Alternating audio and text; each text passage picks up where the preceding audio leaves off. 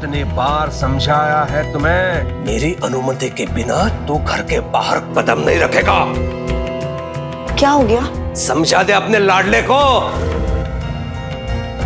भविष्य में मेरी बातें चुप चुप कर ये ना सुने। हरिओम, जाओ।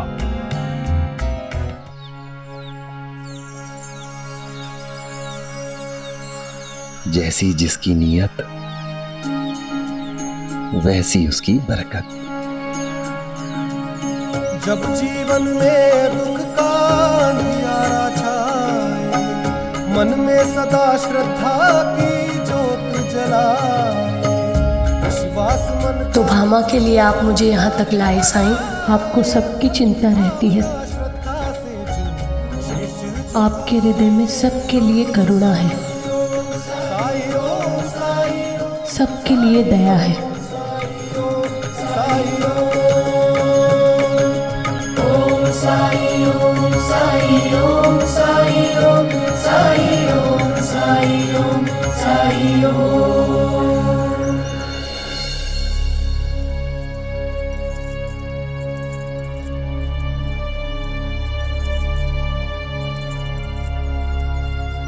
माँ, पिताजी अहमदनगर गए, वो कल लौटेंगे ना? हाँ। तो क्या मैं अपने दोस्तों से मिला? अंताजी पंताजी कह रहे थे कि अध्यापक जी ने एक पेड़ के नीचे नई पाठशाला खोली है। केशव, तुम्हारे पिताजी ने तुम्हें बाहर निकलने से मना किया है ना? और तुम तो जानते हो तुम्हारे पिताजी अध्यापक जी से कितना चिढ़ते हैं। कहीं उन्हें पता चला कि तुम उनसे मिलने गए थे, कहीं वो तुम्हें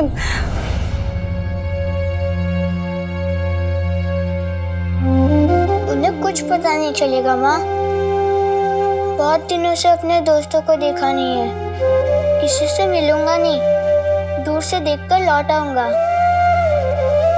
एक बार जाने दीजिए ना माँ, जाने दीजिए ना। ठीक है, लेकिन जल्दी लौट आना। ठीक है माँ। जाओ।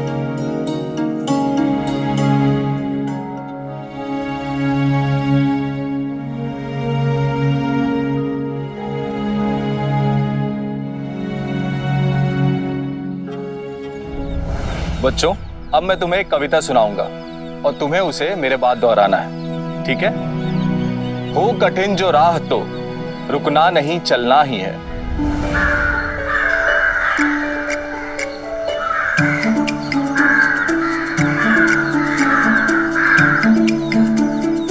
कोई बात नहीं, एक बार फिर से करते हैं। हो कठिन जो राह तो रुकना नहीं चलना ही है।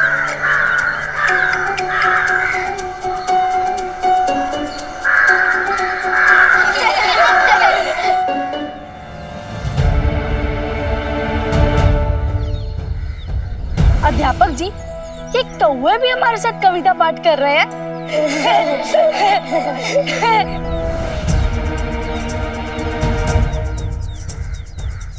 हम भी देखे कब तक ये बच्चे इस तरह खुले में पढ़ाई कर पाते हैं। चलो फिर से कोशिश करते हैं।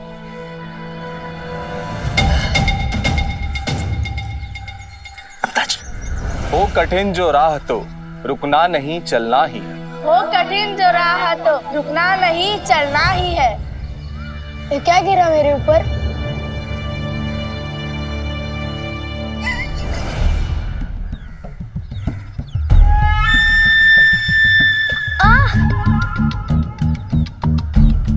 मेरे ऊपर भी कुछ गिरा।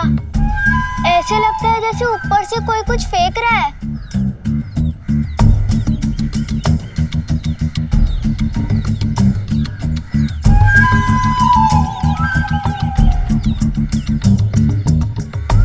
पेड़ के नीचे पढ़ाई करोगे तो ऐसे ही होगा ना। हो सकता है कोई पक्षी, कोई चिड़िया या फिर बंदर। बंदर भी तो है यहाँ। बंदर? होगा कहीं। लेकिन तुम लोग कर भी क्या सकते हो? उस खंडर में रहने वाले साईं के भक्त इसी तरह की पाठशाला में पढ़ेंगे ना। हमारी द्वारका माई को खंडर सिर्फ बंदर ही समझ सकते हैं। पेड़ के नीचे शिक्षा पाने वालों पर हंसने वाले सिर्फ अनपढ़ ही हो सकते हैं।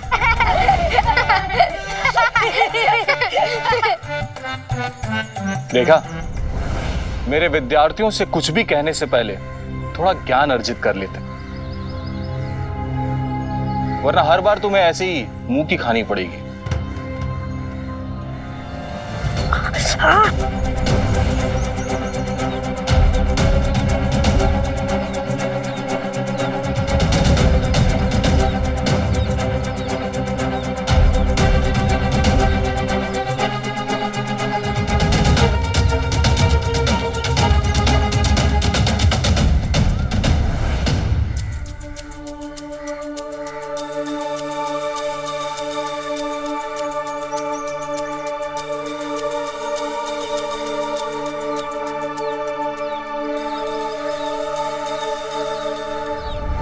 लगता है जैसे सचमुच कोई बदमाश बंदर है जो चाहता है कि हम सब ना पढ़े, इसलिए हमें वो बार बार तंग कर रहा है। अब तो इस बंदर को हम भगा कर ही रहेंगे।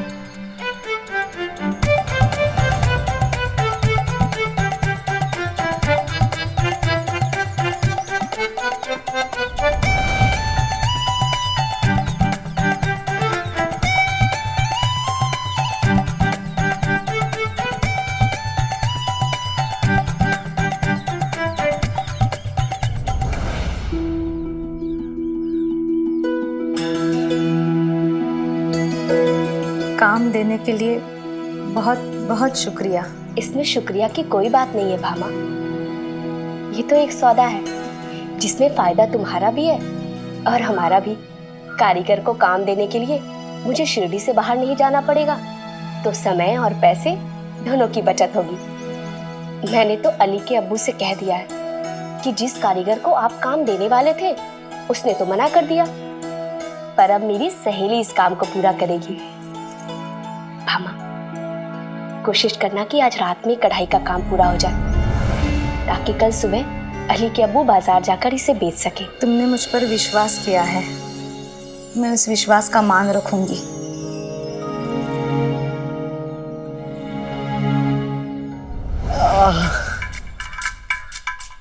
मैं तो सरकार को अपना मुंह दिखाने लायक नहीं रहा अंदाजी। अगर उन्हें पता चला कि बच्चों ने मुझे रुई की तरह धुना है तो। अंता जी, हम तो माधव को पाठ पढ़ाने गए थे, लेकिन इन बच्चों ने हमें ही पाठ पढ़ा दिया। अब तो इन बच्चों से भी बदला लेना होगा।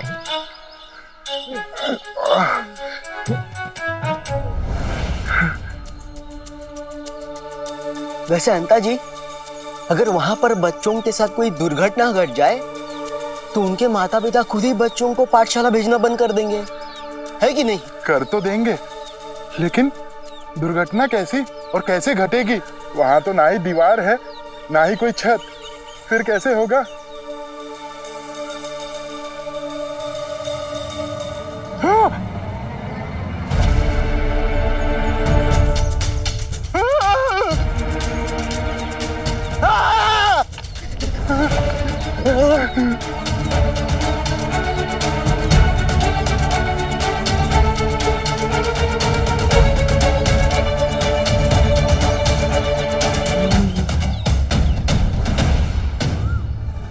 मिल गया उपाय अंता जी, मिल गया उपाय। भगवान हमारे साथ है।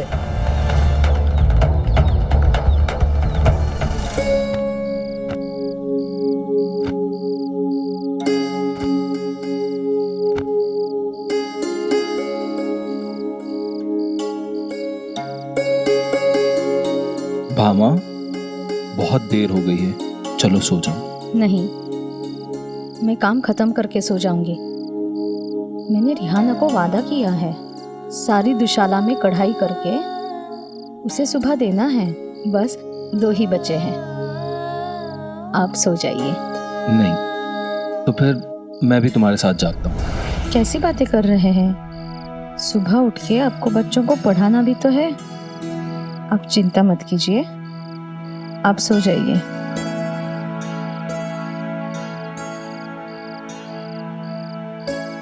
ठीक है, अगर कोई भी जरूरत पड़े तो मुझे जगा देना।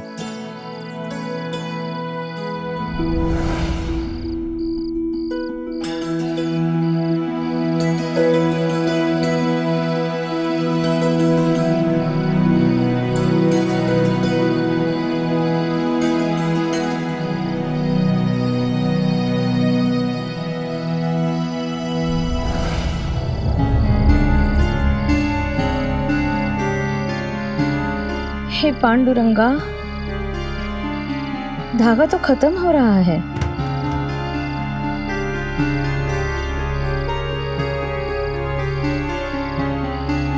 क्या करूं?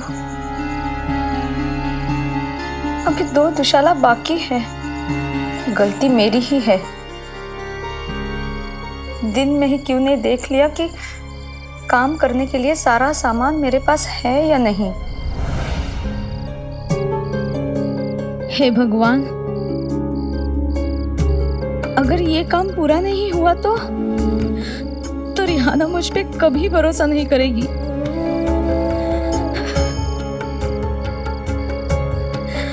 जीने का एक ही साधन मिला था और वो भी हाथ से चला जाएगा। साईं, मेरी मदद करिए, सहायता करिए साईं।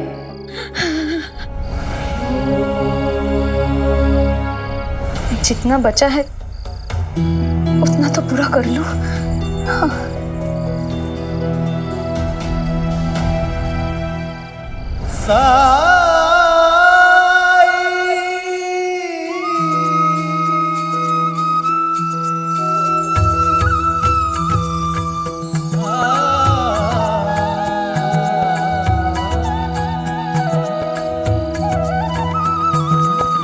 आया हूँ साई मोरे बीच मझधार, तुम ही लगा दो साई अब मुहे पार।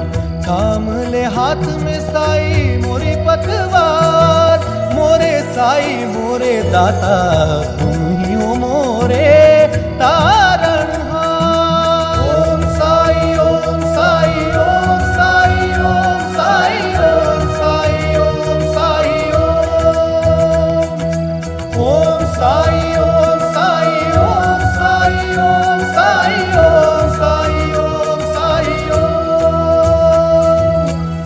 मैं ना जानूं कौन है तू, राम है या रहीम है तू। मेरे लिए तो एक है तू, एक भी तू, अनेक भी तू, एक भी तू, अनेक भी तू। जन्मों के पर्वत लांघ के आया तेरे दर में साई रे, कृपा दृष्टि से मिट जाएंगे तेरे लख 84 रे। भव सागर तर दे, घन दुख के हर दे, तुम कृपा सिंधु दे अमृत बिंदु। अलख उजियारे दीनों के सहारे। ओम साई ओम साई ओम साई ओम साई ओम साई ओम साई ओम साई ओम साई ओम साई ओम साई ओम साई ओम साई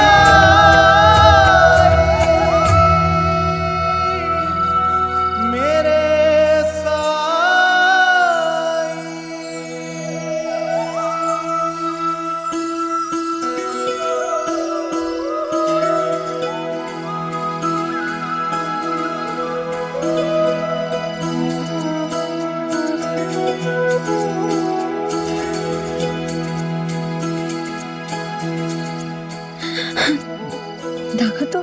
धागा तो खत्म होने को आया था,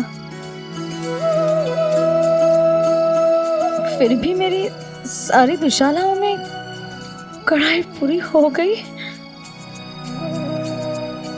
ये कैसे हो सकता है?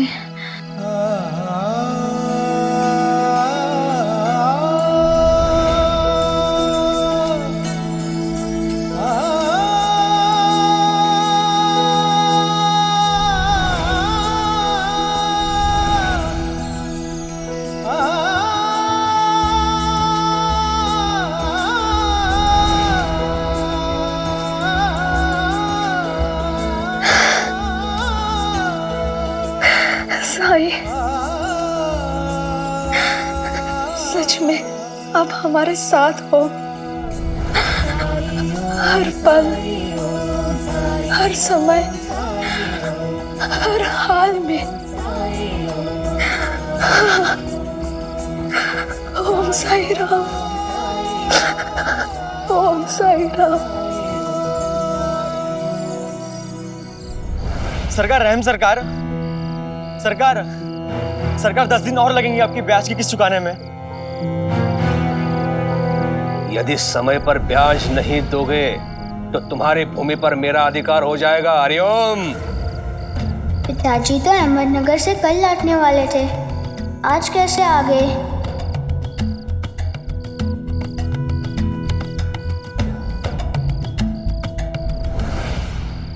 सरकार, मैंने तो मूल और सूद दोनों चुका दिया है। अब तो मेरी जमीन के कागज वापस दे दीजिए कृपा करके। ठीक है, आज दिखा भाई मैं जांच करूंगा और कल बताऊंगा तुम्हें। जाओ।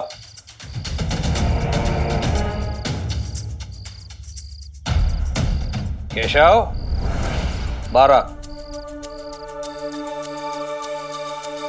हाँ,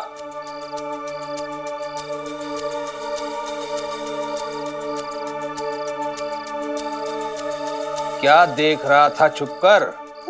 वो क्या वो बैठ।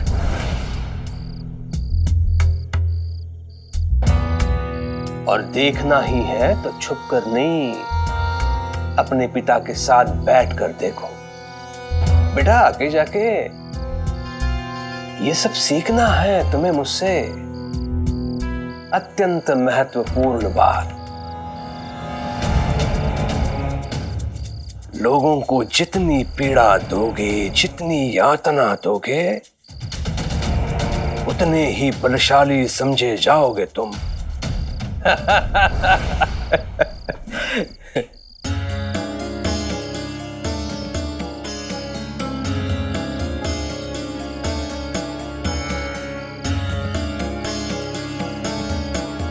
गोविंद राम जी नमस्ते। नमस्ते नमस्ते। आप मतलब देवीदास जी शिरडी वापस आ गए हैं? हरिओम हरिओम। केशव आ बेटा, चरण स्पर्श कर इनका। आयुष्मान भव। हरिओम हरिओम। ये गोविंद राम जी है, देवीदास जी के शिष्य। देवीदास जी एक बहुत बड़े सिद्ध पुरुष है, उनके शिष्य है ये। उसके जैसे नहीं जिसे तुम सिद्ध समझते हो। हरिओम। ये किसकी चर्चा कर रहे हैं आप? नहीं, ऐसे समझा रहा था। आप बताइए, आप गुरुजी के साथ कब लौटे शिरडी? गुरुजी तो अभी काशी में ही है, वे शीघ्र ही शिरडी लौटेंगे। उन्होंने आपके लिए गंगा जल भेजा है, बस वही देने आया था। हरिओम हरिओम।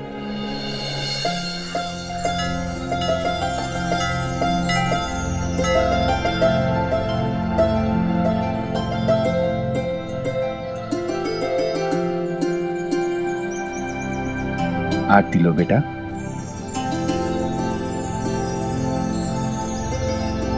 इस दिए की रोशनी की तरह हमेशा तुम्हारा जीवन रोशन रहे, तुम्हारे दिन और रात खुशियों से जगमगाते रहें। आज तुम्हारे जन्मदिन पर ढेर सारा आशीर्वाद। साईं आजा, तात्या का जन्मदिन है आज। ईश्वर की कृपा तुम पर सदैव बनी रहे।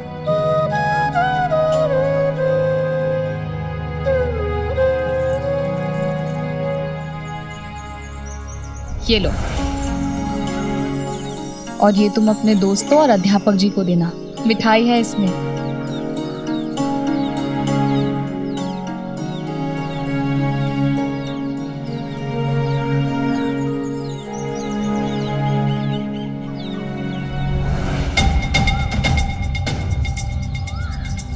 बायजा का बेटा, उसका जन्मदिन,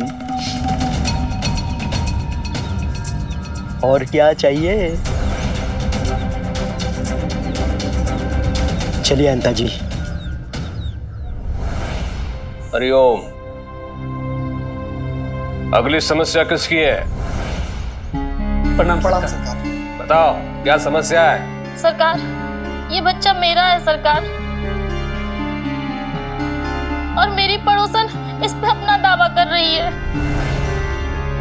केवल इसलिए क्योंकि इसका प्रसव भी मेरे प्रसव के समय पे हुआ था।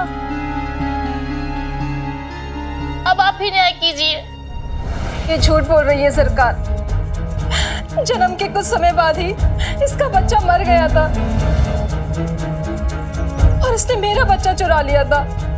उसी समय से ये इस बच्चे पर अपना दावा कर रही है, कहती है कि ये इसका बच्चा है।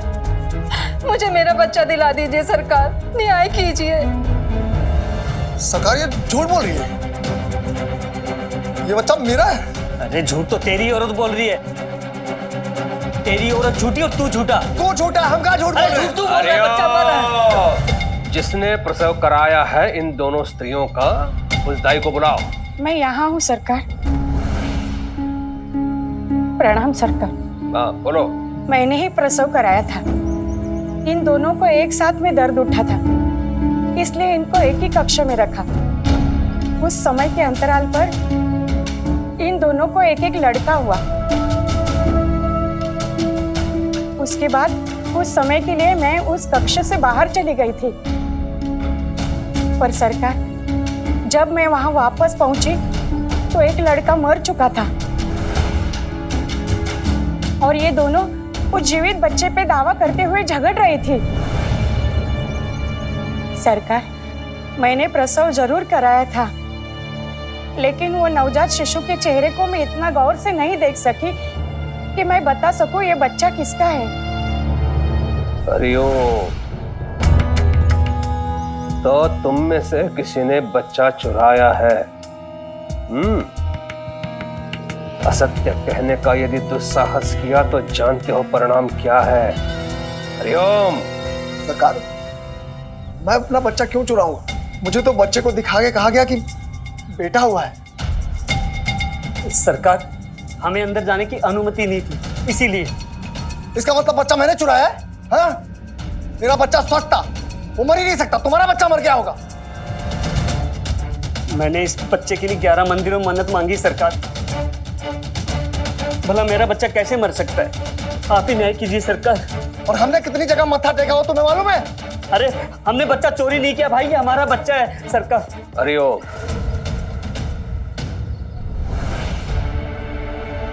बच्चे का चेहरा देखकर यह प्रतीत होता है कि इसकी मां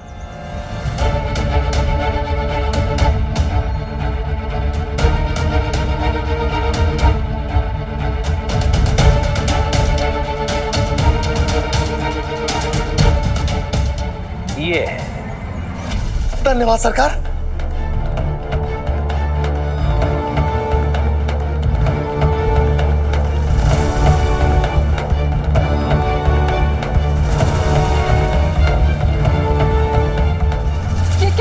है सरकार, इसकी मां मैं हूं, ये मेरा बेटा है।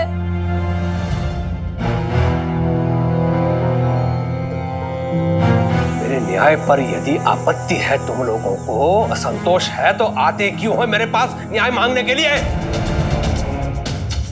क्यों समय व्यर्थ करते हो मेरा? हरिओम। सरकार,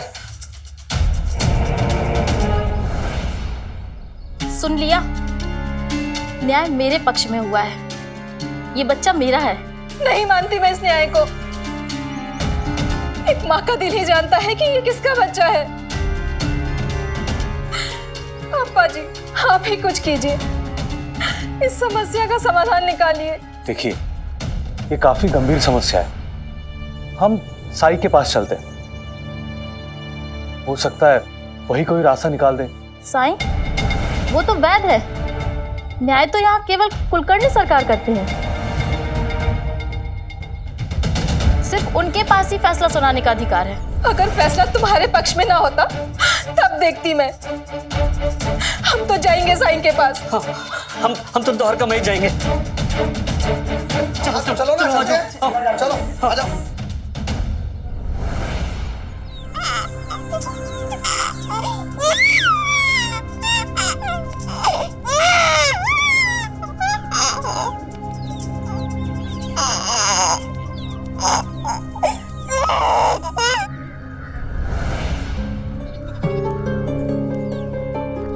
बच्चे को शांत कराओ।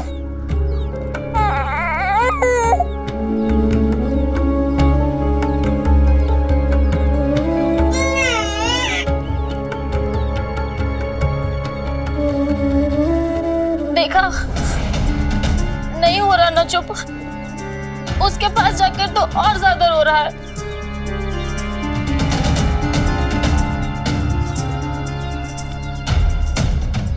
तो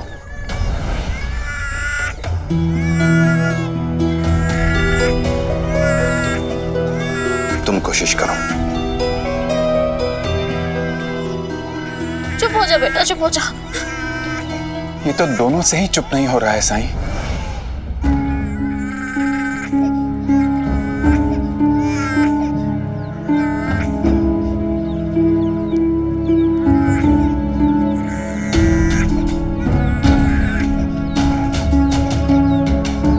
तुम लोग बच्चे को पाने के लिए कुछ भी कर सकते हो, है ना? हाँ साईं। हाँ। चलो देखते हैं क्या कर सकते हो। पापा जी, वो कंबल उठाइए।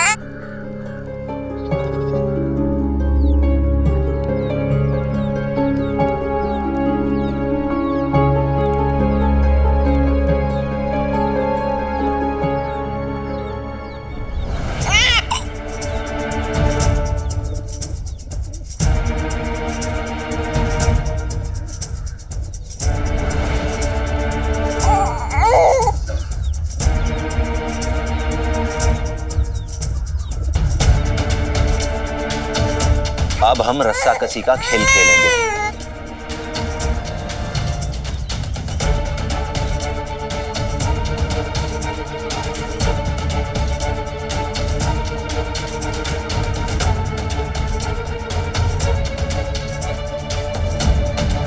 जो भी बच्चे को अपनी ओर खींचने में कामयाब होगा, बच्चा उसी को मिलेगा, चाहे बच्चा उसका हो या ना हो। तैयार हो? हाँ, हम तैयार हैं। हम भी तैयार हैं साईं। तुम्हें ये खेल जीतना ही होगा। देखो, तुम्हें ये खेल जीतना है। मैं भी देखती हूँ कैसे छीनती हो तुम मुझसे मेरा बच्चा।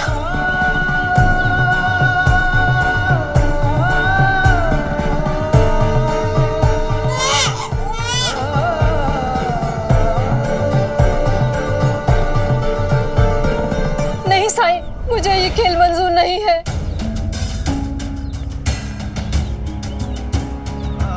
मैं झूठी, वो सच्ची।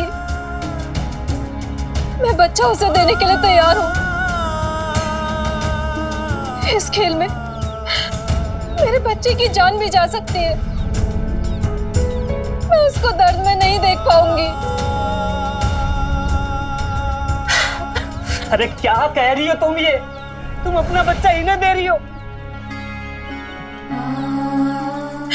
बच्चा मेरे पास ना सही, उसके पास ही सही, पर सुरक्षित तो रहेगा ना वो। मेरी आंखों के सामने तो रहेगा ना वो। देखा, देखा, ये बच्चा मुझे दे रही है। साबित हो गया ना ये बच्चा किसका है।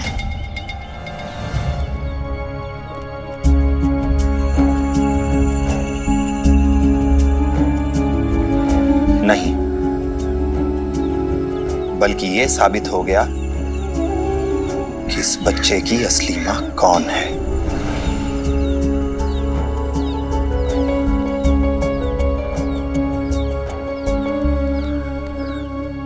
अपनी संतान के लिए त्याग का अर्थ समझने वाली, खुद से पहले अपने बच्चे की फिक्र करने वाली, अपने बच्चे की सलामती के लिए बिना किसी संकोच हार जाने वाली माँ ये है।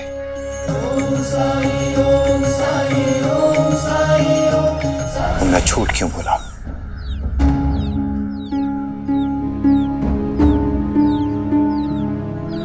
तुमने सबसे झूठ बोला। क्यों? तो और क्या करती मैं? इतने सालों से सबका ताना सुन रही हूँ कि मुझे बच्चा नहीं होता। आपके घर वाले आपकी दूसरी शादी कराना चाहते थे। परेशान हो गई थी मैं, रोज प्रार्थना करती थी, और इतने सालों बाद जब मैं गर्भवती हुई तो सब लोग बहुत खुश थे, और जब बच्चा मेरा मर गया तो मैं डर गई कि कहीं आप मुझे छोड़ ना दे, और इस बच्चे को गोद में उठा लिया ताकि सब लोग ये समझे कि ये मेरा बेटा है। तुमने जो किया वो बहुत बड़ा गुनाह है, और तुम पति होने के नाते तुम्हारा ये फर्ज था कि अपनी पत्नी को आश्वस्त करो कि चाहे कुछ भी हो जाए तुम अपनी पत्नी को नहीं छोड़ोगे, हमेशा उसका साथ दोगे। लेकिन तुमने ऐसा नहीं किया। अगर ऐसा करते तो शायद ये ऐसा पाप करने की हिम्मत कभी नहीं कर पाती। ये जानती कि मैं इसे कितना प्यार करता हूँ। कभी जाहिर किया? नहीं साईं, जाहिर तो नहीं किया, पर ये मेरी पत्नी है, इसे मालूम होना चाहिए। शब्दों में बहुत ताकत होती है। एक दूसरे के प्रति अपनी भावनाएं व्यक्त किया करो, क्योंकि यही सुखी दाम्पत्य का मूल है। जहां पति पत्नी के बीच स्पष्टता नहीं होती वहां भ्रम उत्पन्न होता है, और दिल की बात दिल में रखना, इससे कोई लाभ भी तो नहीं।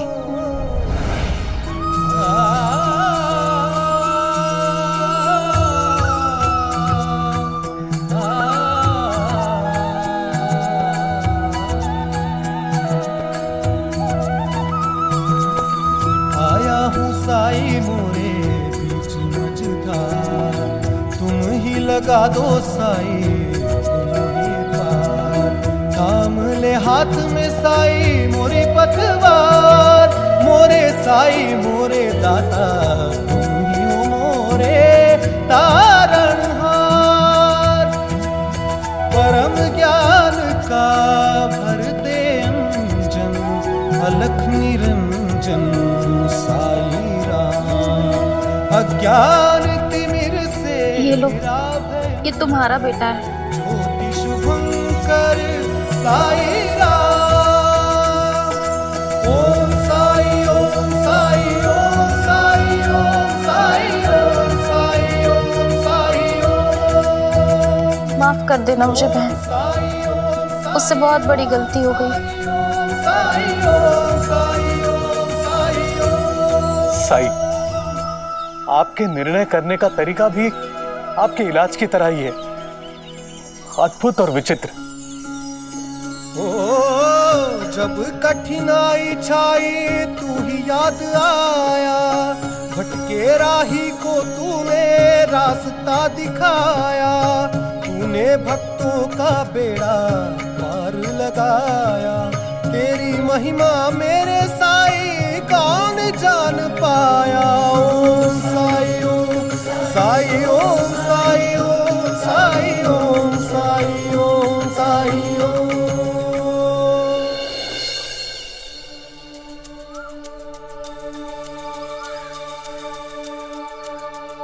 और तात्या, मैंने सुना आज जन्मदिन है तुम्हारा। नए नए कपड़े, सुबह सुबह पूजा, जन्मदिन की हार्दिक शुभकामनाएं। हाँ, तब तो इसमें जरूर मिठाई होगी ना, हमें नहीं खिलाओगे? ये मेरे दोस्तों और अध्यापक जी के लिए है। मैंने सुना है साई अपने भक्तों को प्रेम करना सिखाता है, भेदभाव नहीं रखता। लगता है मैंने ही कुछ गलत सुना है। जाओ जाओ, तुम जाओ। आप लोगों ने गलत नहीं सुना है।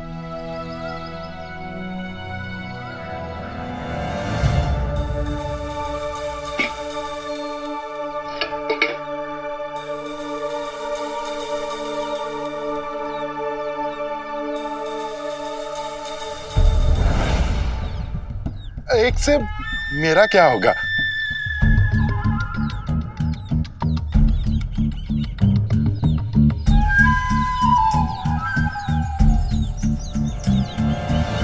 जन्मदिन की शुभकामनाएं।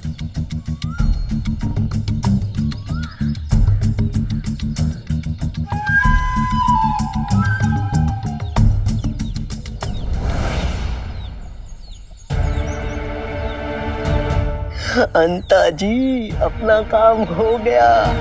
जैसे ही मिठाई निकले ताता थैली के अंदर हाथ डालेगा, बिच्छू उसे डंक मार देगा।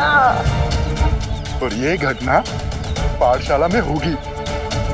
फिर तो गांव वालों को यही लगेगा कि पाठशाला जंगल में होने के कारण ये दुर्घटना घटी। फिर तो पाठशाला हमेशा के लिए बंद बंद बंद। और सबक मिलेगा माधव और अप्पा को। बड़े साई के भक्त बनते हैं ना दोनों। अब मैं भी देखता हूँ साई क्या करता है।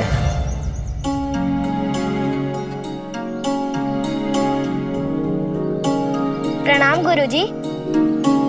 आओ तात्या, हमने बस शुरू ही किया है। गुरुजी, आज मेरा जन्मदिन है, मुझे आशीर्वाद दीजिए। जीते रहो। मैं सबके लिए मिठाई लाया हूँ। काम हो गया सरकार। तात्या अब तक बिच्छू लेके पाठशाला पहुंच चुका होगा।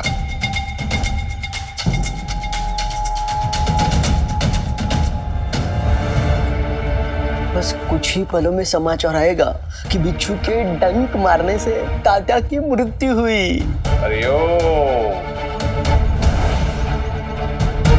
मुझे मेरे दोस्त को बचाना होगा।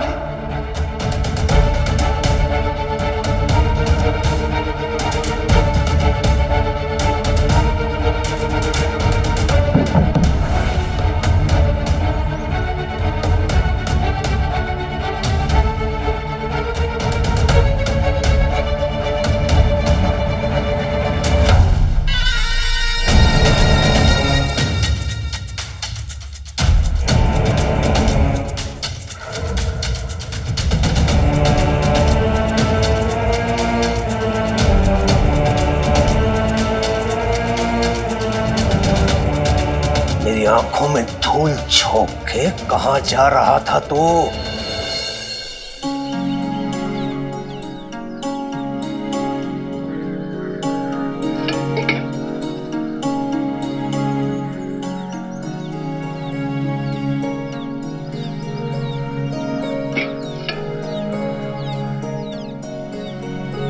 खुश रहो।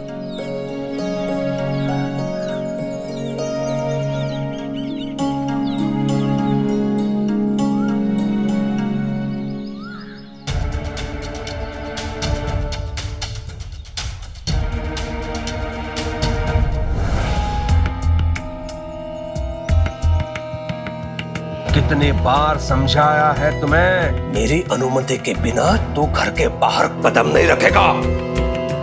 क्या हो गया? समझा दे अपने लाडले को। भविष्य में मेरी बातें चुप चुप कर ये ना सुने। हरिओम, जाओ जाओ अपने कमरे में जाओ।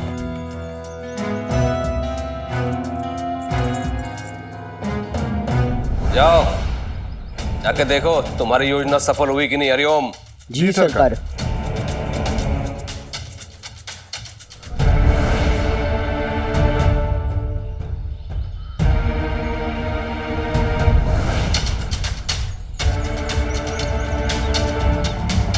चंपा!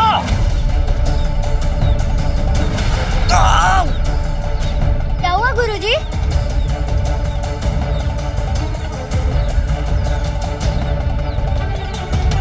बिच्छू ने गुरुजी को काट लिया।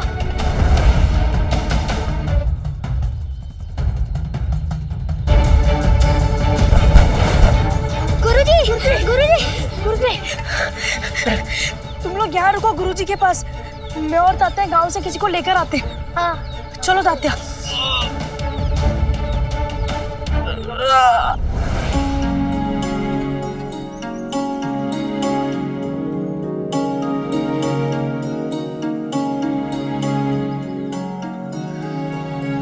बहुत ही बेहतरीन कारीगरी।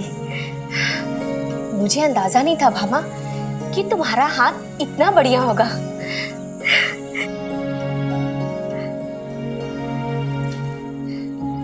ये रख लो। अरे इतनी जल्दी क्या है? जब बाजार में बिक जाएगा तब दे देना। पैसों की हम सभी को जरूरत होती है और मैं कोई उधार या कर्ज थोड़ी ना दे रही हूँ, तुम्हारी मेहनत का है।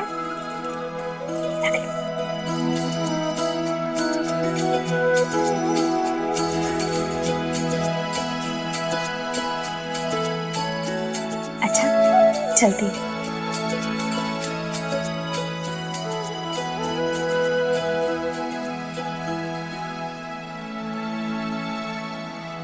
मैंने कहा था ना, सब अच्छा ही होगा।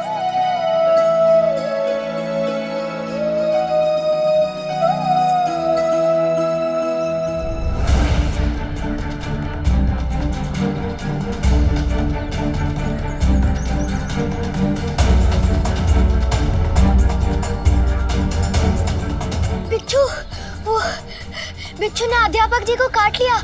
बाजी चलिए, चलो।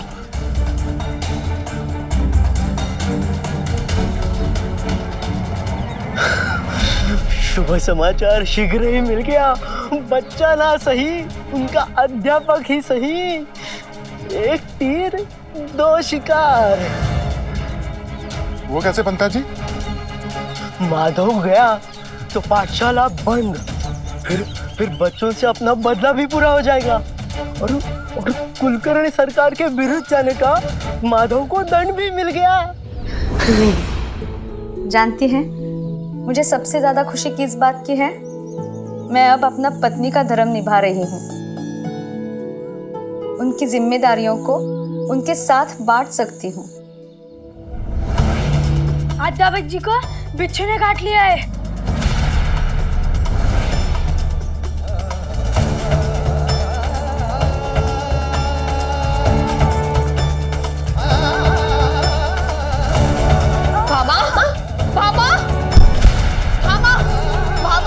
भामा उठो। हे भगवान, आप भामा के साथ रहिए, मैं देख कर आती हूँ। साईं, दोनों की रक्षा करना।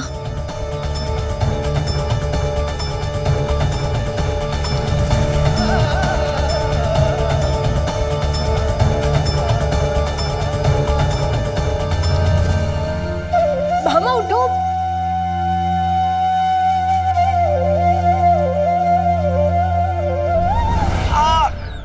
माधव, माधव, माधव, मुझे साई के पास ले चलो।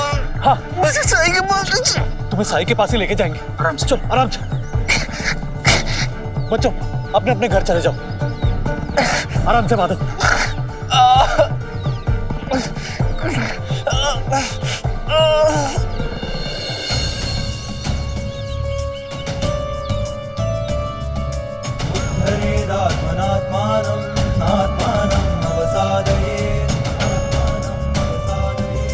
आत्मैव ह्यात्मनो बन्धुः आत्मैव पुरात्मनः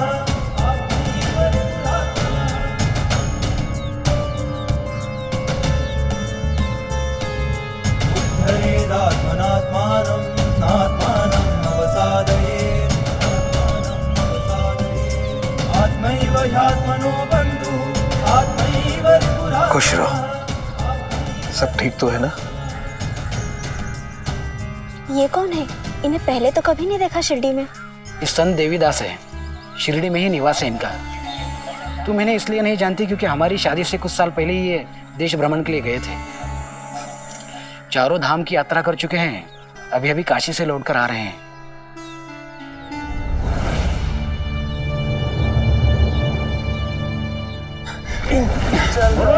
हटिए, रास्ता दो।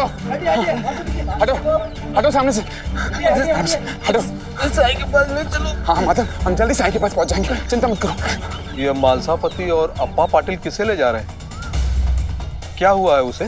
वो माधव है, लगता है उसे कुछ हो गया है, इसलिए साईं के पास जा रहे होंगे इलाज के लिए। साईं? लेकिन वैद्य तो कुलकर्णी है। हाँ, लेकिन साईं भी इलाज करता है। वो जो गांव के आखिरी छोर पर खंडर है ना, वहां रहता है वो। बैरागी है वो, और गांव के बहुत से लोग सम्मान करते हैं उसका, खास करके मालसा पति और अप्पा पाटिल का परिवार। हाँ गुरुजी, कल कुलकर्णी सरकार भी उस साईं की चर्चा कर रहे थे।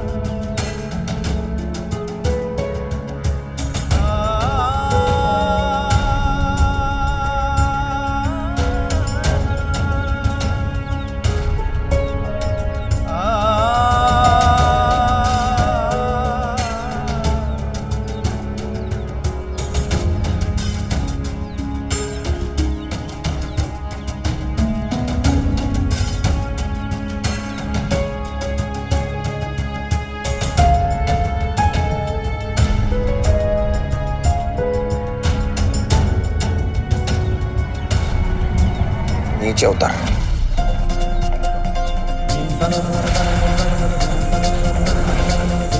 उतर नीचे।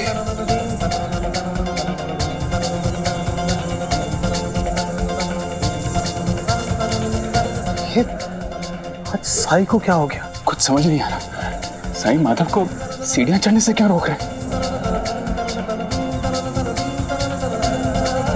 नीचे उतर।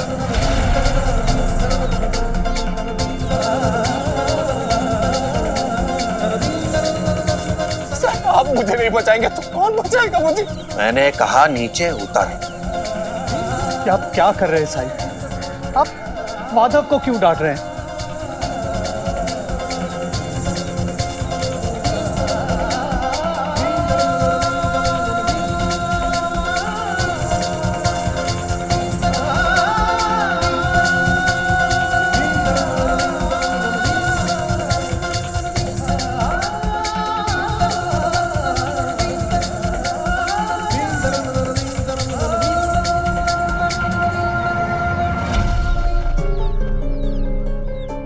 मैं तो बिच्छू के जहर से बात कर रहा हूं।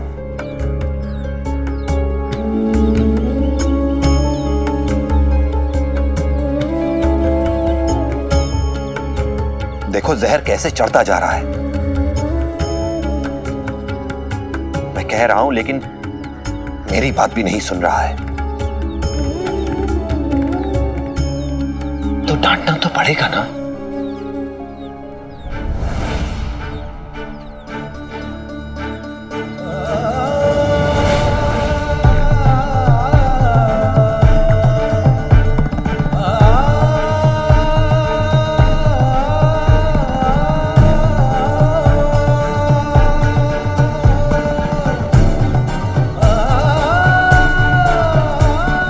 शरीर के कई हिस्सों में फैल चुका है, इसलिए जरूरी यह है कि माधव को आज सारी रात खड़ा रखा जाए, तभी जहर को बेअसर किया जा सकता है। आज की रात सिर्फ माधव के लिए ही नहीं, हम सब के लिए परीक्षा की रात सिद्ध होने वाली है।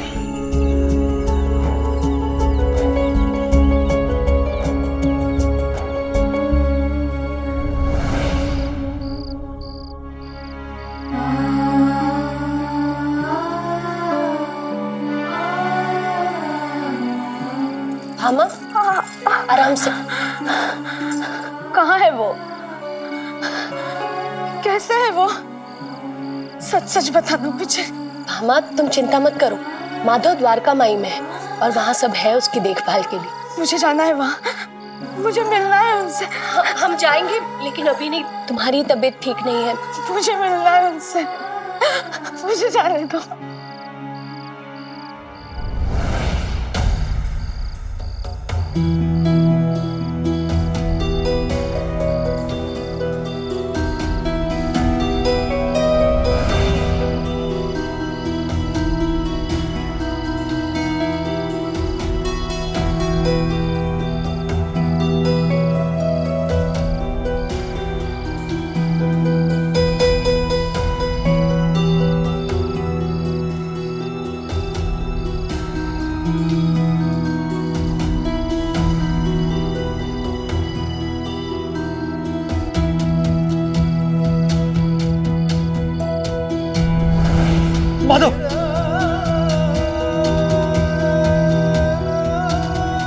तुम्हें रात भर खड़ा रहना होगा, हिम्मत मत हारो। माधव, तुम्हें खुद खड़े रहने का प्रयास करना होगा। तुम्हारे शरीर में तनाव बना रहना जरूरी है। अगर किसी का सहारा लेकर खड़े होगे तो होश खोने की संभावना ज्यादा है।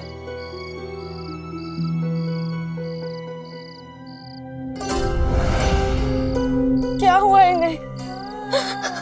साईं, कुछ करिए साईं, इन्हें बचाइए साईं।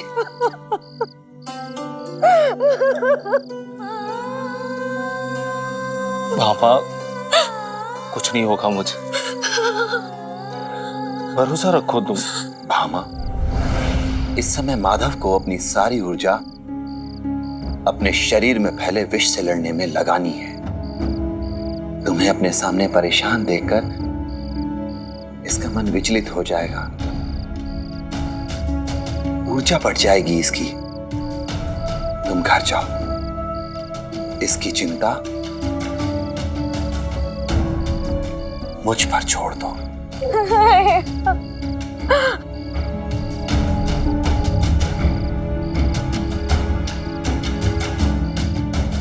भामा, चलो। नहीं, कुछ नहीं होगा माधव को, चलो चलो भामा, चलो।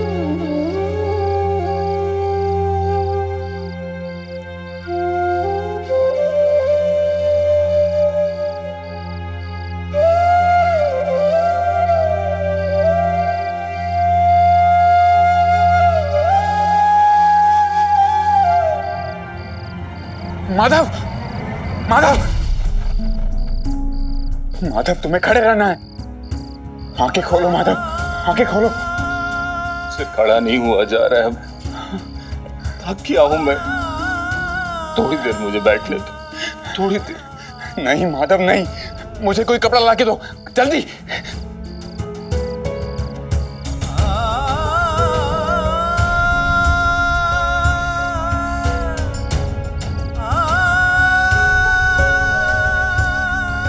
माफ करना माधव, लेकिन ये एकमात्र उपाय है तुम्हें खड़े रखने का। इसे जगाए रखने के लिए हम सब आज पूरी रात भजन करेंगे।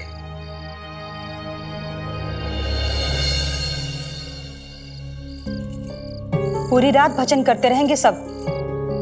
आज की रात अध्यापक जी पे बड़ी संकट की रात है। अगर आज की रात उन्होंने सही सलामत पार कर ली तो उनके बचने की संभावना है, नहीं तो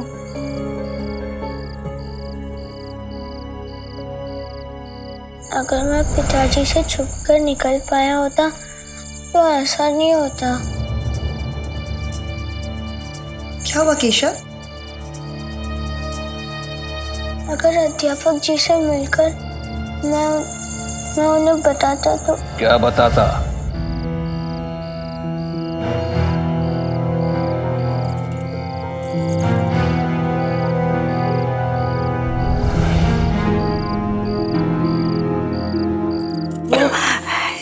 ईश्वर, माधव की रक्षा करना, नहीं तो भामा का क्या होगा? केशव, जाओ तुम सो जाओ, जाओ। मेरे आदेशों की अवमानना करने से पहले ये सब सोचना चाहिए था माधव को। हरिओम, मुझे नीचा दिखाने के लिए जंगल में पाठशाला खोली उसने। जंगल और जोखिम ना हो ये कैसे संभव है? काट लिया बिच्छू ने, वो भी काला वाला बिच्छू, बड़ा वाला। आपको कैसे पता बिच्छू काला था और बड़ा था? हरिओम, शिरडी का मुखिया हूं मैं। कौन?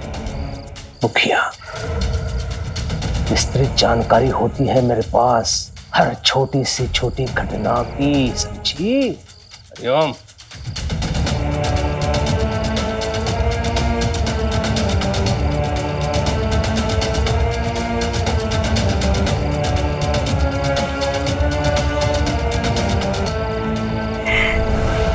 ईश्वर, माधव को बचा लीजिए। मेरे पति को इतने बड़े पाप से बचा लीजिए प्रभु। राम कृष्ण हरि, राम कृष्ण हरि, राम कृष्ण हरि।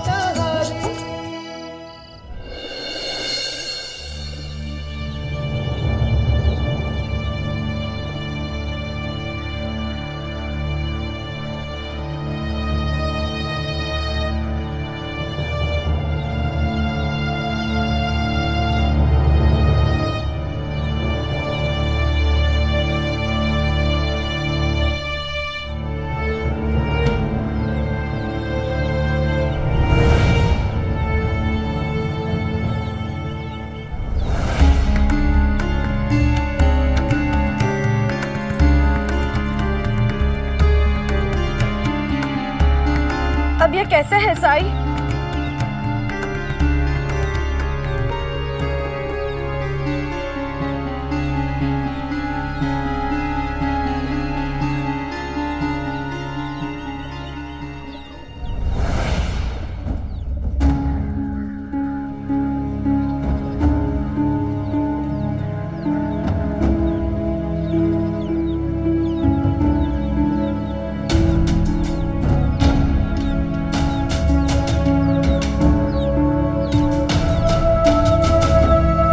खोल दो इसे।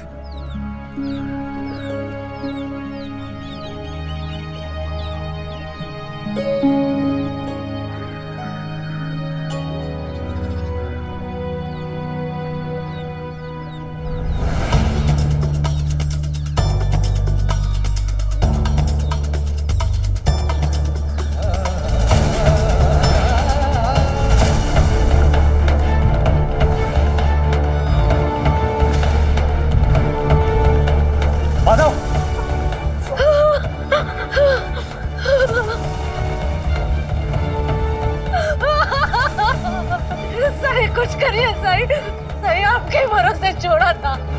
कुछ कीजिए साई, कुछ कीजिए, बचा लीजिए साई ने, बचा लीजिए।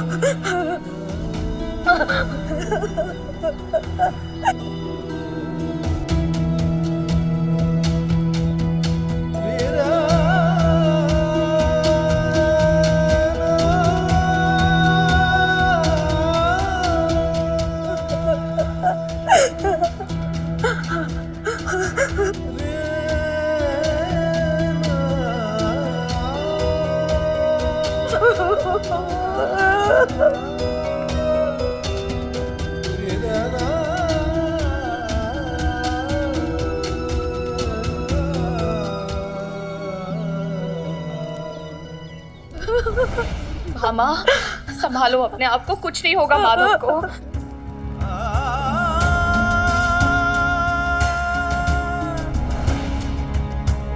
लगता है इस बार देर हो गई हमें।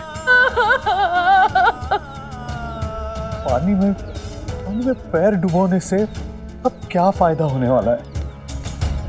ना उसकी सांसें चल रही है, ना धड़कन।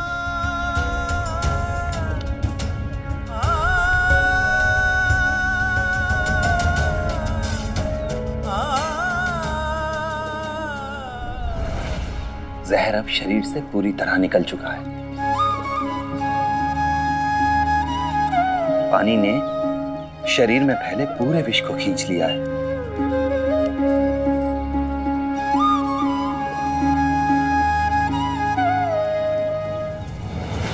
साई, लेकिन इनकी सांसें तो अभी भी बंद है।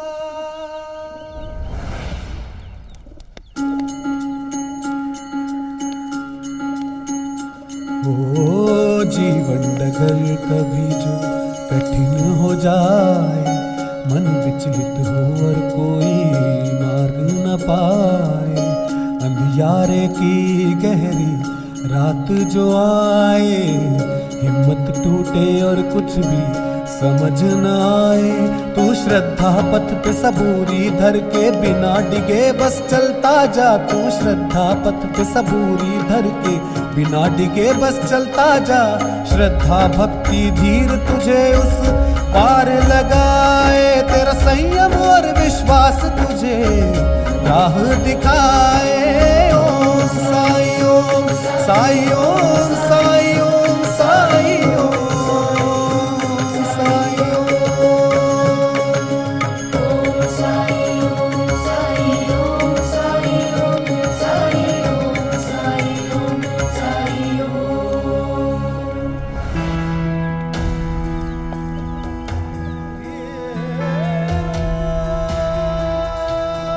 उठो श्यामा,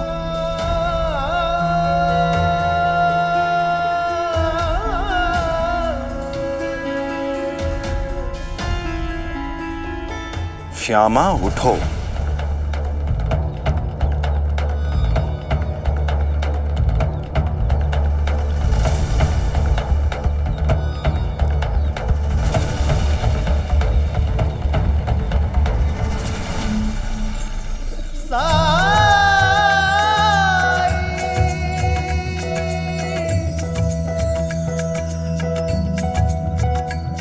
भवसागर तर दे, घन दुख के हर दे, तुम कृपा सिंधु दे अमृत बिंदु, अलग उजियारे दीनों के सहारे।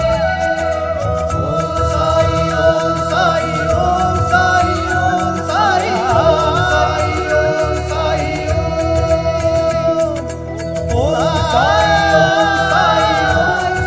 ओम साई ओम साई ऊदी मलने से पहले शरीर से जहर का निकलना जरूरी था। ये तुम्हारा नया जीवन है, इसलिए नया नाम भी दे रहा हूं, श्यामा।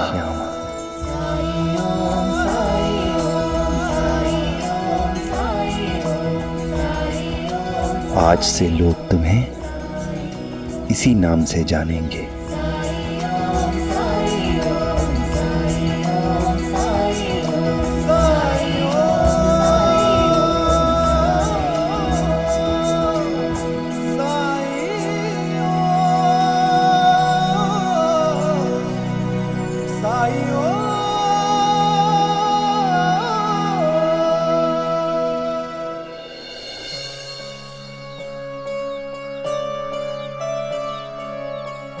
पहले लोग सुबह सुबह मुझसे आशीर्वाद लेने आते थे, उसके बाद अपना काम शुरू करते थे।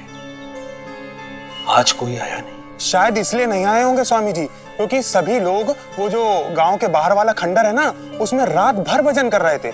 अब किस लिए भजन कर रहे थे ये मैं नहीं जानता।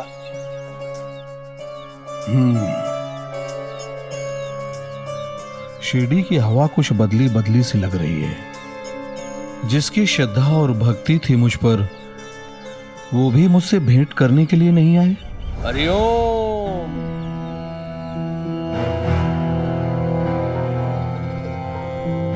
उनकी बुद्धि को भ्रष्ट किया है किसी ने देवीदास जी,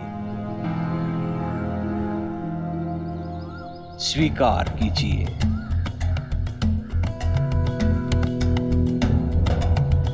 प्रणाम। खुश रहिए। किसने किसकी बुद्धि को भ्रष्ट कर दिया? मालसापति और अप्पा पाटिल जैसे लोग कम है क्या शिरडी में, जो आपको मानते थे लेकिन इन दिनों उस पाखंडी के भक्त बन चुके हैं वो, और उस पाखंडी का नाम है साईं। कल कोई मुझे बता रहा था उसके बारे में, लेकिन आपके रहते भला कोई पाखंडी किसी को अपना भक्त बनाए, ये कैसे हो सकता है? तर्क से लड़ सकता हूं मैं देवीदास जी, लेकिन काला जादू, उससे कैसे लड़ूं? इतना सिद्ध नहीं हूं मैं। न जाने उसने कैसे सम्मोहन शक्ति का प्रयोग किया है लोगों पर। स्वयं को साधु कहता है, साधु, और लोग मान भी जाते हैं। कफनी पहनने से, भिक्षा मांगने से कोई साधु बनता है क्या देवीदास जी? आप ही बताइए। और तो और लोगों का उपचार करता है, पता है कैसे? राख से। कहता है किसी भी औषधि से शक्तिशाली है उसकी ऊदी। हरिओम। और वशीकरण से वशीभूत लोग मान भी जाते हैं। सर्वे सर्वा बन बैठा है शिरडी का देवीदास जी, वो आप ही है जो सबके समक्ष उसके पाखंड का भांडा फोड़ कर सकते हैं। हरिओम। अगर वो सच में पाखंडी है तो उसके लिए शिरडी में कोई जगह नहीं, परंतु इसकी सत्यता का पता मैं स्वयं लगाऊंगा। रुको, कहाँ चल दिए सबके सब? द्वारिका माई। अध्यापक मर गया क्या? साईं ने माधव की जान बचा ली है, उसे नया जीवन दिया है, और नया नाम भी, श्यामा। साईं। हाँ, गई भैंस पानी में। इससे पहले सरकार को कुछ पता चले, हमारी भागने में ही भलाई है अंता जी। हाँ पंता जी, चलिए गांव छोड़ ही देते हैं। चलिए।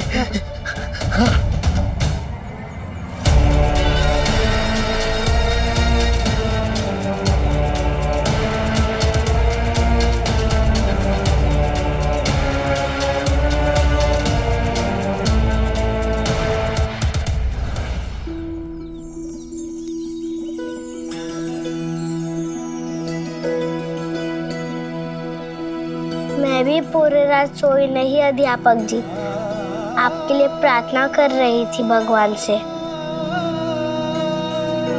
मैं आपके एहसानों का कर्ज कैसे चुकाऊंगी? आपने अपने प्राणों को दांव पर लगाकर मेरी बेटी की जान बचाई। हम सब किस्मत वाले हैं कि आप जैसा अध्यापक हमारे गांव में है, जिसने सब कुछ खो दिया लेकिन बच्चों को पढ़ाने का जिम्मा कभी नहीं छोड़ा। अब हम गांव वालों को भी अपना कर्तव्य निभाना चाहिए। हम गरीब हैं, लेकिन किसी तरह अपना पेट तो पालते हैं ना, तो फिर हमें बच्चों की पढ़ाई का खर्च भी उठाना चाहिए। सही कहा तुमने, हमारे बच्चों को कोई मुफ्त में क्यों पढ़ाएगा, और कब तक? हम सब गांव वालों को मिलकर ये तय करना होगा कि अध्यापक जी को नियमित रूप से मेहनताना मिलता रहे। इसके लिए पहल हमें ही करनी होगी। अध्यापक जी जहाँ रहते थे वो मेरा घर है। वो कुलकर्णी सरकार के पास गिरवी पड़ा है। क्यों ना हम सब गांव वाले मिलकर उसे छुड़ा लें, ताकि अध्यापक जी अपना विद्यालय पुनः उसी जगह शुरू कर सकें। ये तो बहुत ही अच्छा सुझाव है। आपका बहुत बहुत शुक्रिया। देखा श्यामा, पहले तुम कुलकर्णी सरकार के मुलाजिम थे, पर आज गांव वालों ने गांव के विद्यालय का अध्यापक नियुक्त किया है तुम्हें।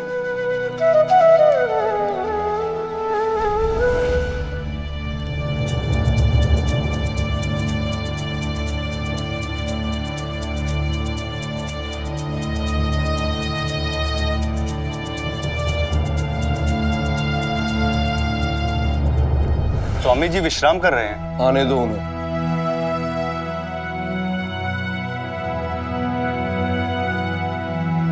चरण स्पर्श गुरु जी। रहने दो, दिखावे की आवश्यकता नहीं है। श्रद्धा प्रेम होता अगर तुम लोगों के दिल में, तो बिना बुलाए आ गए होते। शोभा यात्रा में तुम लोगों ने हमारी तरफ देखा ही नहीं। मैं क्षमा चाहता हूँ गुरुजी, लेकिन ये हमने जानबूझकर नहीं किया।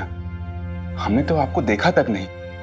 अगर आपने हमें देखा था तो ये जरूर देखा होगा कि हम अपने साथ किसी को लेके जा रहे थे। वो अध्यापक जी थे, उन्हें बिच्छू ने काट लिया था और इसलिए जल्द से जल्द हमें द्वारका माई पहुंचना था, क्योंकि साईं उन्हें ठीक कर सकते थे। और फिर वहां पहुंचने के बाद साईं ने हम सबको पूरी रात भर वहीं रुकने को कहा। मतलब साईं उपचार करता है ये तो स्पष्ट हो गया, लेकिन कुलकर्णी तो कह रहा था कि साईं काला जादू करता है। ये मुझे मालूम करना होगा। खैर जाने दो। तुम लोगों को बुलाने के पीछे मेरा उद्देश्य ये था कि मारुति मंदिर में मैं फिर से रामायण का पाठ शुरू करना चाहता हूं, वैसे ही जैसे मैं पहले किया करता था। मेरे ना रहने पे तुम लोगों को कमी खलती रही होगी ना। वैसे साईं हर एकादशी को वहां भजन कीर्तन करते हैं और गांव के सभी लोग वहां उपस्थित होते हैं। अगर रामायण पाठ भी होगा तो सबको बहुत अच्छा लगेगा। हम साईं से बात करते हैं और फिर बारी बारी कीर्तन और रामायण पाठ दोनों कर सकते हैं। साईं साईं साईं, अब मारुति मंदिर में पाठ करने के लिए उसे पूछने की आवश्यकता पड़ेगी तुम लोगों को। अब उसकी आज्ञा के बिना मैं रामायण का पाठ भी नहीं कर पाऊंगा। आजकल तुम्हारे जीवन का हर फैसला, हर छोटा बड़ा निर्णय वो साईं लेने लगा है। जो कुछ समय पहले ही शिरडी में आया और जो शिरडी का है भी नहीं। गुरुजी, याद है आपको वो बाल योगी जो बरसों पहले ध्यान अवस्था में नीम के पेड़ के नीचे बैठा हुआ मिला था? ये वही बाल योगी है गुरुजी। कुलकर्णी उसी समय से तुम लोगों को समझाने की कोशिश कर रहा है कि साईं पाखंडी है और तुम लोगों के सच को स्वीकार करना ही नहीं चाहते। साईं कहेगा तो करोगे और साईं नहीं कहेगा तो नहीं करोगे। हैं? ऐसा नहीं है गुरुजी। साईं हमें कुछ करने से रोकते टोकते नहीं है। उनसे एक बार जो मिलता है बस उन्हीं का होके रह जाता है। आप भी उनसे जब मिलेंगे ना, आपको भी यही एहसास होगा गुरुजी। मेरे साईं श्रद्धा और सबूरी का पाठ पढ़ाते हैं। न जाने ऐसे कितने लोग हैं जिनका बेड़ा पार लगाया है उन्होंने। भक्तों को सही राह दिखाते हैं, मुफ्त में इलाज भी करते हैं। कई चमत्कार किए हैं उन्होंने गुरुजी। लोगों की आंखों की रोशनी वापस लाई है, पानी से दीपक जलाया है उन्होंने, और उदी से न जाने कितने लोगों को दूर भगाया है साईं ने। ऐसे हैं हमारे साईं। तुम लोगों के बारे में कुलकर्णी गलत नहीं कह रहा था। ये लोग उसका काला जादू देखकर चमत्कार मान बैठे हैं। अब तो साईं से मिलना पड़ेगा। ऐसे लोग शिरडी में नहीं रह सकते।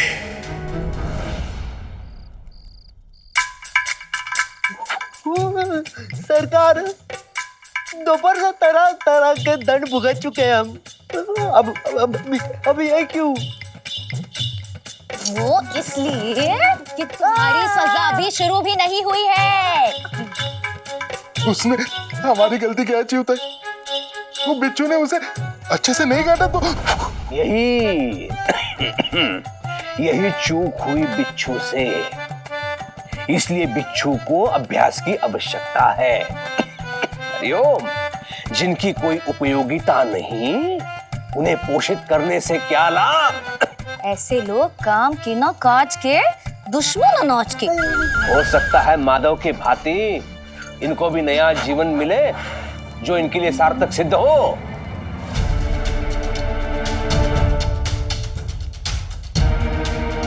बिच्छू, ये क्या हो रहा है? क्यों आ गई बाहर केशव को लेकर? हाँ? मैंने मना किया है ना इसे बाहर आने के लिए। वो मैं केशव को ग्रह तारों के बारे में पढ़ा रही थी, वही दिखाने के लिए मैं बाहर अरे अब अंदर ग्रह तारे दिखा रही है, कोई आवश्यकता नहीं है, जाओ।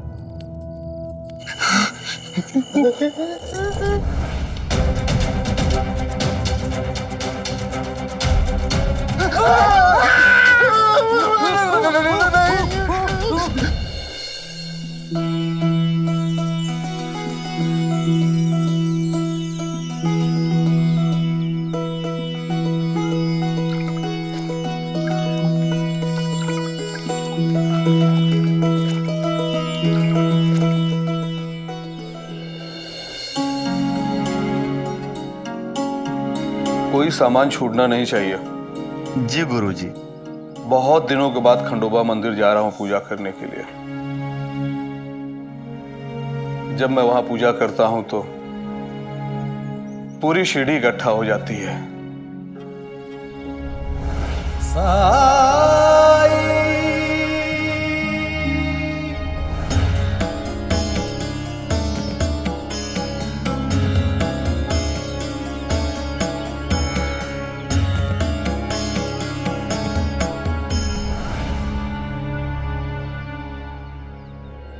आप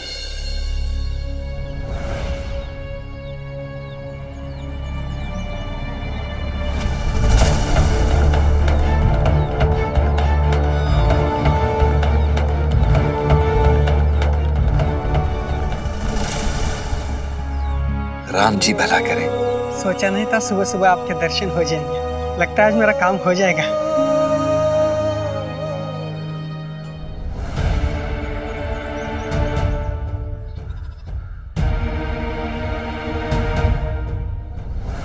गुरुजी आप।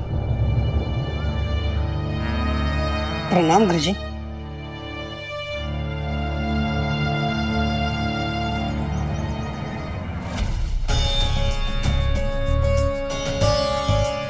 तो तुम साईं हो?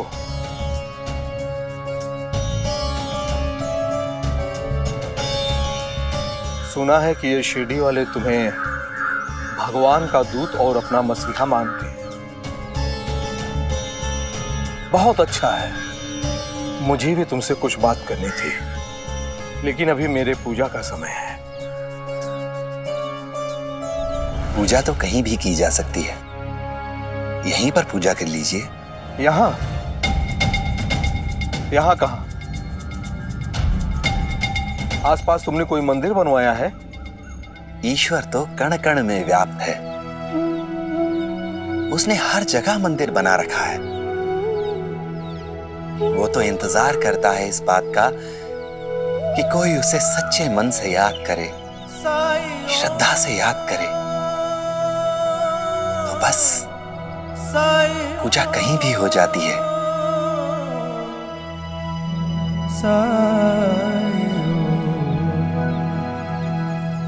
सिद्धांत अच्छा है, लेकिन तुम जैसों के लिए जिसका कोई दीन धर्म नहीं है। सही कह रहा हूं ना मैं? हिंदू हो भी या नहीं, ये कोई नहीं जानता। कहां से आए हो, कौन हो तुम? लेकिन मैं देशस्थ ब्राह्मण हूं। शास्त्रों में पूजन की जो विधि बताई गई है, उसी के अनुसार मैं पूजन करता हूं। क्या शास्त्रों में ऐसी किसी जगह के बारे में लिखा है जहां भगवान ना हो? ऐसा नहीं लिखा है। तो इसका मतलब ये हुआ कि भगवान हर जगह है, और जहां भगवान का वास होता है वो जगह मंदिर है। वहां जहां आप खड़े हैं, यहां जहां मैं खड़ा हूं, हर जगह मंदिर है। इसलिए पूजा किसी भी स्थान पर की जा सकती है, ना धर्म ना जाति। इसके लिए किसी की जरूरत नहीं। तो तुम ये कह रहे हो कि ब्राह्मण का होना और उसके ज्ञान का होना महत्वहीन है? जिस तरह से सदियों से पूजा पाठ यज्ञ हवन होते रहे हैं, उनका कोई औचित्य नहीं है, क्योंकि तुम्हारे अनुसार शुद्ध मन से भगवान को याद कर लो तो पूजा हो जाती है? तो तुम्हारे अनुसार किसी को पूजा पाठ के लिए ब्राह्मण के ज्ञान की आवश्यकता नहीं है।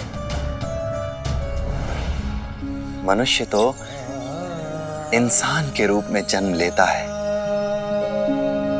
या तो वो नर होता है या नारी।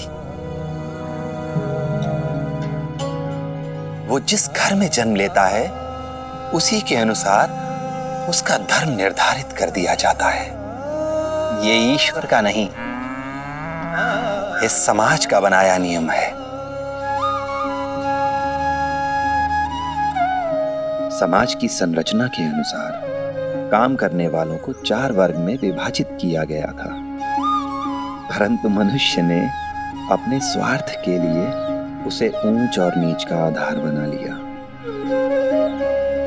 लेकिन उच्च जाति में पैदा होने वाला कोई व्यक्ति यदि नीच कर्म करे तो उसे नीच ही कहेंगे लोग, और यदि नीची जाति में पैदा होने वाला कोई व्यक्ति उच्च कर्म करे, श्रेष्ठ कर्म करे, तो लोग उसे संत कहते हैं, सज्जन कहते हैं उसे। अर्थात मनुष्य का कर्म ही उसकी जाति निर्धारित करता है।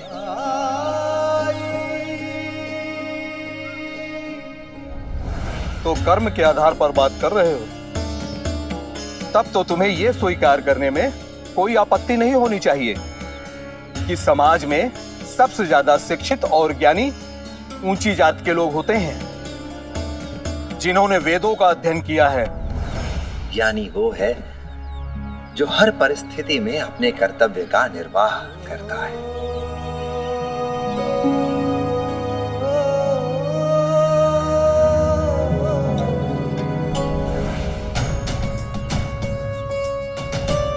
सारे विषयों पर तुम्हारे विचार अद्वितीय हैं।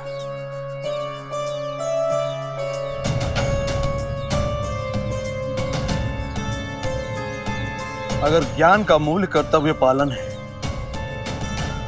तो मुझे बताओ, सबसे बड़ा कर्तव्य क्या है?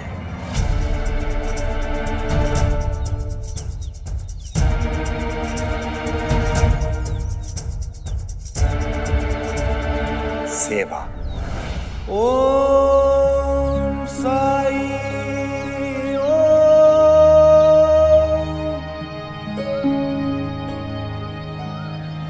सब सेवा करेंगे तो कमाएगा कौन? यही कारण था कि जिसकी वजह से वर्ण व्यवस्था की गई थी, क्योंकि हर व्यक्ति हर काम नहीं कर सकता है। हम अपना कर्म करते हुए भी तो सेवा कर सकते हैं। एक ग्वाला दूध बेचकर अपनी आजीविका कमाता है, परंतु अगर वो बिना मूल्य लिए किसी को थोड़ा सा दूध दे दे तो ये सेवा ही तो है। एक किसान अपनी उपज में से अपनी जरूरत का भाग निकालकर बचे हुए में से कुछ भाग अगर किसी भूखे को खिलाता है तो ये सेवा है। अगर उस परमात्मा ने आपको आपकी आवश्यकता से अधिक दिया है और आप उसमें से कुछ भाग किसी जरूरतमंद को देने के लिए तत्पर हैं। फिर चाहे वो धन हो, अन्न हो या फिर श्रम, किसी दूसरे को देने के लिए तत्पर रहते हैं तो ये सेवा ही है। और ये सेवा इंसान की सेवा नहीं, उस परमात्मा की सेवा है।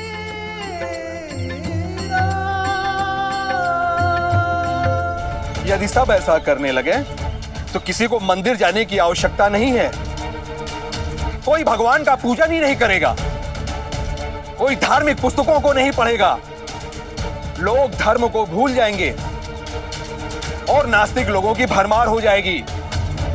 और भगवान को ना मानने से बड़ा कोई पाप नहीं है।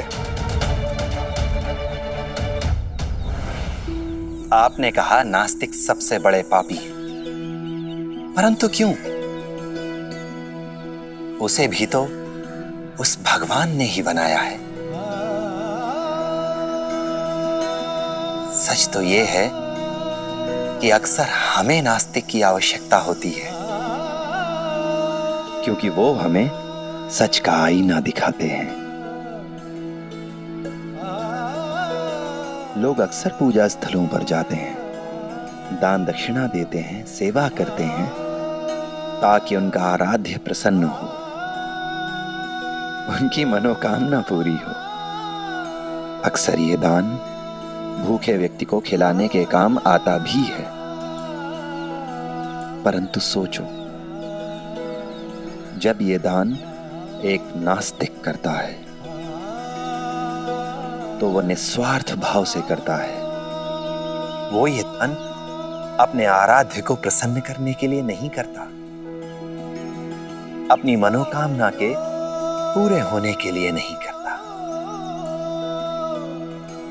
सोचो, जब ये दान निस्वार्थ भाव से किया जा रहा है तो ये दान सबसे बड़ा दान है या नहीं? अद्भुत।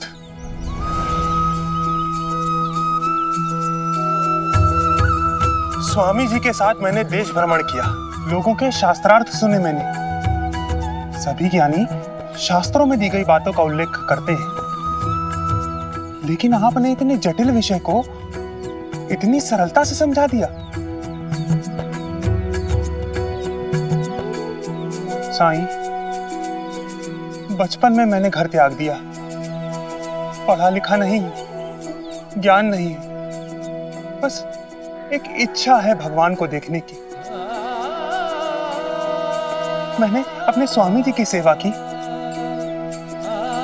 पूजा पाठ यज्ञ हर कर्म कांड में उनका सहयोगी रहा, लेकिन आज तक मुझे ईश्वर के दर्शन नहीं हुए। आपने उन्हें देखा है क्या? आप मुझे दिखा सकते हैं भगवान को?